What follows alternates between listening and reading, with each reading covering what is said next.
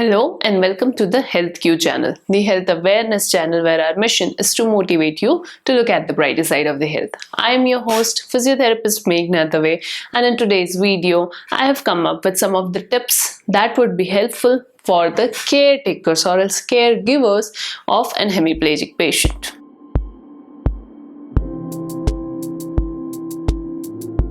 I know, going through hemiplegia is such a huge problem. Not only for the patient, but also for the caretaker.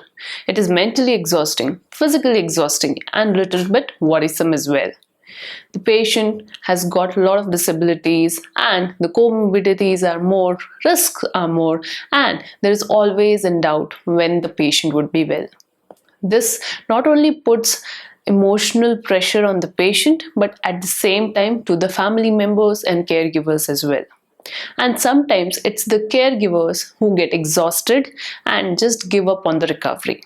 So here are some of the tips that will motivate you and give you the brighter side of hemiplegia.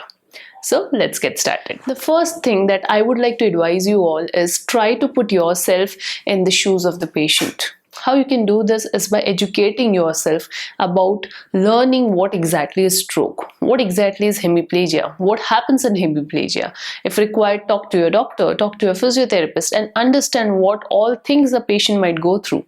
When you will have understanding about what are the symptoms, signs and difficulties that a patient who suffers from hemiplegia experiences, that would be the time you would be in a position to have a compassionate relationship with your patient.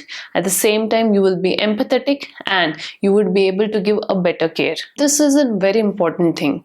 Learning, understanding gives you the logical reasoning behind all the treatment that's happening, what's going to happen next, what can be expected in future, etc. So make sure to invest your time in learning and understanding about stroke and hemiplegia in general. Moving to the second point, position your patient well, as well as take care of your positions as well. I know you are responsible for most of the ambulatory activities of your patient at home, be it turning your patient from side to side, making your patient sit, making your patient stand, or even making your family member walk or else go for some hygiene-based activities. In all the situation, you are the one who would be mostly likely carrying your patient. Here, you, at the same time your patient, both are at risk of developing injuries. These injuries can hurt you for a long period of time. So make sure that you keep the positioning in your mind every time whenever you are doing any activity or else you are maintaining a position like sleeping, sitting, standing, etc.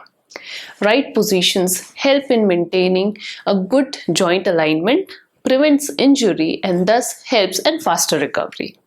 Moving to the third point, and that is be regular in physiotherapy exercises or else physical rehabilitation. Trust me guys, exercises are one of the proven and the most efficient way for your patient to get recovered faster and efficiently.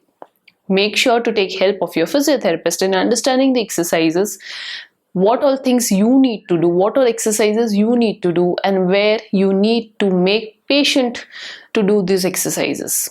Sometimes I have seen many of the caregivers fall into this trap where they tend to passively do all the movements for the patient, where there is zero effort put on by the patient, which is not helpful for the patient at all. Hence, make sure you only give assistance wherever required. Rest of the time, encourage the patient to do their exercises on their own. Fourth tip is stay consistently in touch with your doctor and physiotherapist. This is in particularly with the context of current situation where quarantine is going on. We all are locked down in the home and it is highly possible that you might not be able to get a physiotherapist who can come on a daily basis at your home to rehabilitate the patient. At the same time, this is the time where you have to take charge and take the role of the physiotherapist and do the exercises on his behalf. Hence, it's important to stay constantly in touch with your physiotherapist or else doctors and share all the observation that you have and also always constantly improvise on the exercise regime. This is highly crucial because no exercise is going to stay same. Exercises always need progression. That takes me to the next point, and that is modify the surroundings of the home. Yes, your patient who is suffering from hemiplegia is much more susceptible for injury and fall. Injury related to fall is one of the major cause of concern for any stroke patient, since this will worsen the situation of hemiplegia. Hence, it's important that wherever you feel, do not keep slippery mats, or else remove the slippery mats. If required, you can put some woolen floorings where the chances of slipping down is less. Make sure that there's no water spilled anytime, no food is stuck or is spilled on the floor. Floor is as dry and clean as possible. If required, please add railings on the side of the walls, especially in the bathroom region or else near the bed, where the patient need to hold and can get up independently.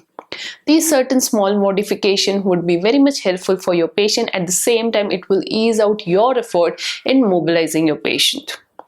That takes me to the next point, which is keep a record of the side effects or any other secondary complication that you observe while taking care of your patient. Now, sometimes complications and side effects are inevitable in paralysis or else hemiplegia. The secondary complications could be because of immobilization, injury, or as a side effect of any medication or drug a patient is taking. It's very important to keep a note of all these side effects and complications and inform about them regularly to your healthcare provider or as a healthcare professional. This information will help you as a guiding point and help you to solve it before the problem gets worsened.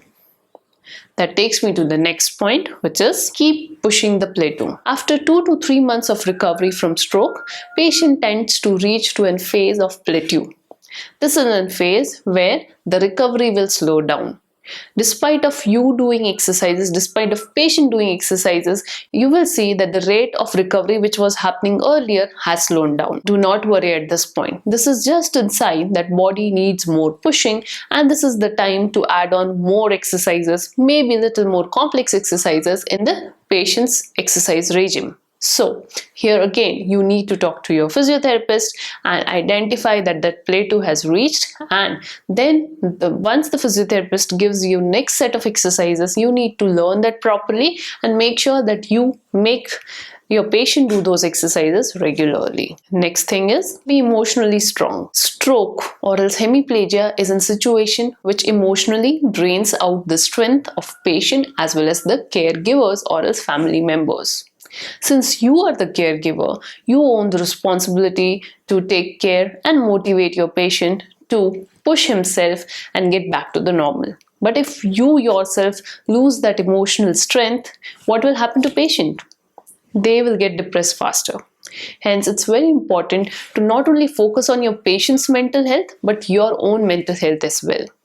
You can do meditation, yoga, or any sort of activity that relaxes you from all this clutter that's going on right now and helps you to stay calm and emotionally healthy. So friends, these were some of the tips. Let's summarize before ending this video here.